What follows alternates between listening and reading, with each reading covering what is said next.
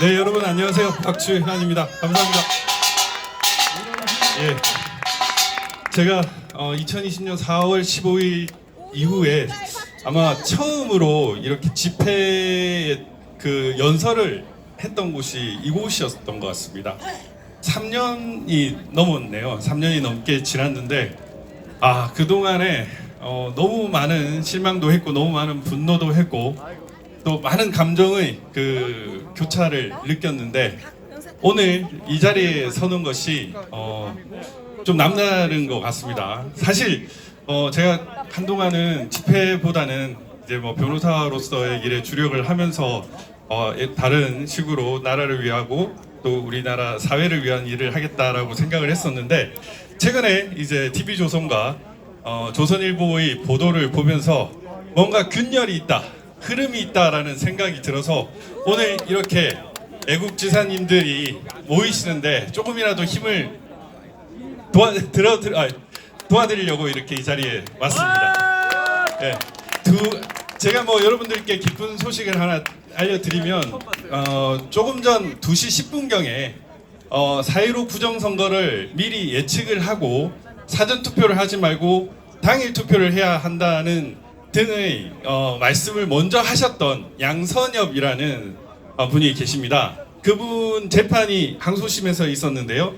1심에서도 무죄가 나왔고 2심 오늘 재판에서도 무죄가 선고됐습니다. 네. 진실과 정의가 조금씩 드러나는 것 같습니다. 사실 이렇게 힘이 드러나려면은 이곳에서 싸워주시는, 이곳에서 목 놓아 외쳐주시는 여러분들의 힘이 없었다면 아마 어려웠을 것 같습니다. 그 1심 판결에서 무죄를 받을 때도 만약에 정권 교체가 안 됐다면 우리는 과연 무죄 판결을 받을 수 있었을까? 그런 생각이 들었고, 만약 이제 항소심에서도 이게 지금 이재명 정권이었다면은 어땠을까라는 생각이 듭니다. 그 4.15 총선 이상의 부정선거를 1% 차이를 0.73의 승리로 바꾸신 여러분들이 있었기 때문에 우리가 이렇게 목 놓아서 저 불의한 부정의한 선관위를 이렇게 꾸짖고 해체하라고 얘기할 수 있고 수사하라고 얘기할 수 있는 것 같습니다. 여러분 너무너무 감사드립니다. 아까 민경욱 의원님께서 관련된 얘기를 하셨는데 저도 비하인드 스토리를 하나 말씀을 드리겠습니다. 작년 3구 대선 전에 사실 저는 지금 현 대표인 김기현 원내대표로부터 국민의힘 대통령 선거와 관련된 선거 교육과 조직 권한을 정권을 받았었습니다. 박주현 변호사가 3구 대선에서 이룰 수 있는 부정선거와 관련된 조직과 교육을 좀 책임져 달라고 얘기를 해줬고 당 조직국장과 연결되어 가지고 제가 원래 관리를 하기로 되어 있었습니다. 그런데 이준석이라는 놈이 김경원 원내대표한테 어떻게 얘기를 했는지 그것이 완전히 다 없어졌어요. 그러면서 사전투표 하라 라는 식으로 얘기를 하면서 저와 김경원 원내대표 간의 사이가 좀 벌어졌었습니다.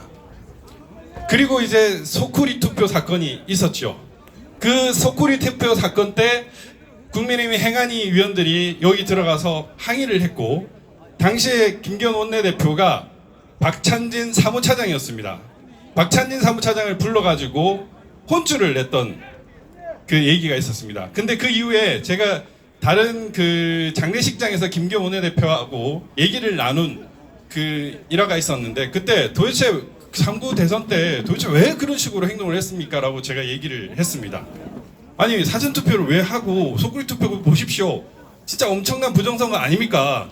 이렇게 얘기를 했는데 그때 김경원 원내대표가 저한테 이런 말을 했습니다. 내가 그때 박찬진이가 나를 보든 쏘아보든 눈을 잊을 수가 없다. 너네 어차피 져. 너네 어차피 져. 이미 3구 대선에서 그 1% 유시민이 말했던 1% 조작값이 세팅되었다라는 그 확신에 찬 듯하게 자신을 경멸하듯 봤다라는 겁니다. 그러니까 그 정말 답답한 그 국민의힘 위원들도 아는 거예요. 어느 정도 아는 거예요. 그런데 그것이 이제 조금씩 그 균열을 깨고 그 어떤 막을 깨고 드러나고 있습니다. 여러분, 국정원이라는 단체가 어떤 곳인지 아십니까? 국정원이 지금 보안 메일을 국민 앞에 공개를 했죠. 단순한 일회성 행사로 끝날 것 같습니까? 절대 그렇지 않습니다. 이거는요, 여러분, 계획에 있던 겁니다.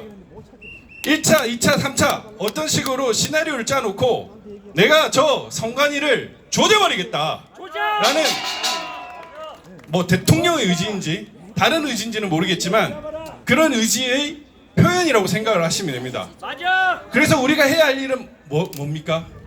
여러분, 그동안 선관위는 검찰과 경찰, 법원 등을 통해 가지고 우리 애국지사들을 기소하고 재판받게 하고 온갖 힘들게 만들었죠.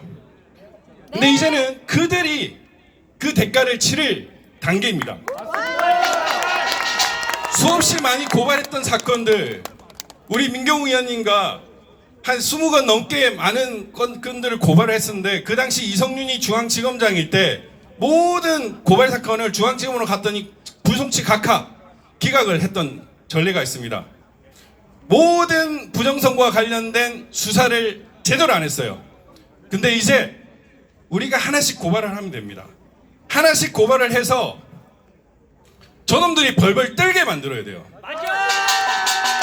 제가 정말 충격적인 말씀을 드리면 제가 이제 공직선거법 위반 사건을 변호를 하면서 증인신문을 해요. 선관위 직원들을. 그런데 예를 들면 사전투표 발급 수가 한 2,500건이었는데 그 당일 개표장에서는 3,000개가 넘게 나오고 이런 것들이 각 투표소에 비일비재한 것들이 있었습니다. 그래서 그 담당자를 불렀어요. 근데 그 담당자가 지금 어디 있느냐?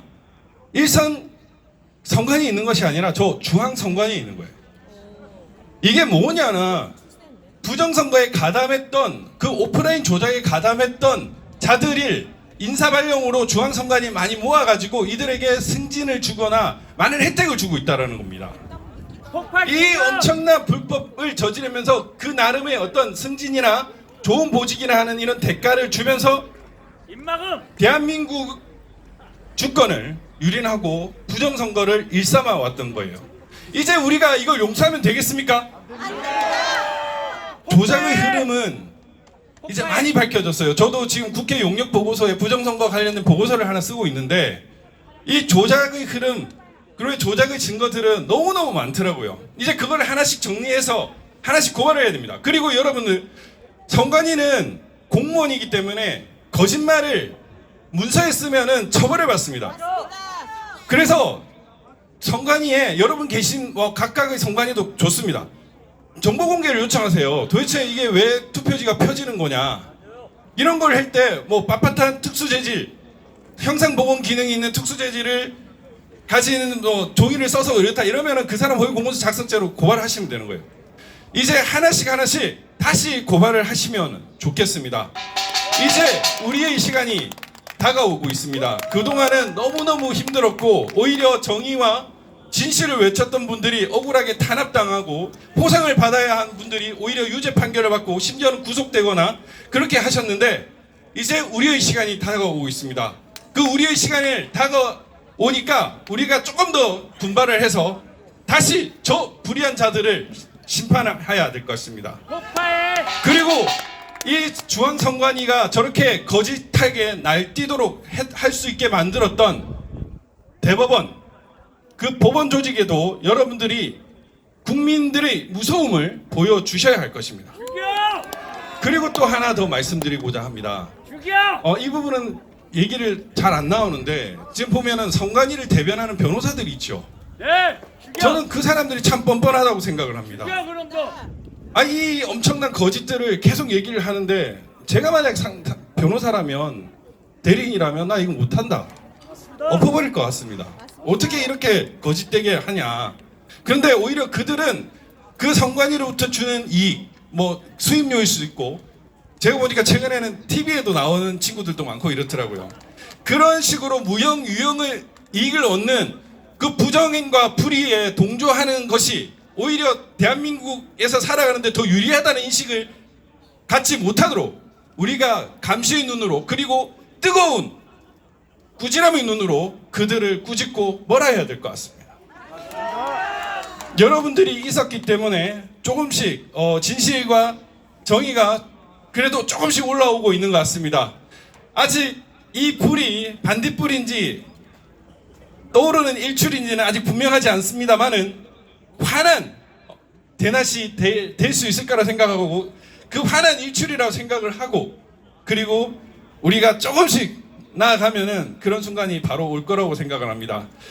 저 민경욱 의원이 그냥 부정선거를 외친 것이 본인을 위해서가 아니라는 걸 잘 알고 계시지 않습니까, 여러분? 여러분들이 이 자리에 있는 이유가 본인들의 영달과 어떤 이익을 위한 게 아니지 않습니까? 오직 대한민국과 우리 대한민국을 함께 살아가는 공동체, 내 자식들, 내 친구들을 위해서 여러분들이 이렇게 땡볕에서 외치는 거 아니겠습니까? 그동안 아무런 이익도 없이 진짜 몸을 시간을 아껴하며 이렇게 외쳐주시고 진실을 알리려고 외쳐주신 우리 여러분들께 너무 감사함을 느끼면서 저도 다시 열심히 하도록 하겠습니다. 너무 감사드립니다, 여러분.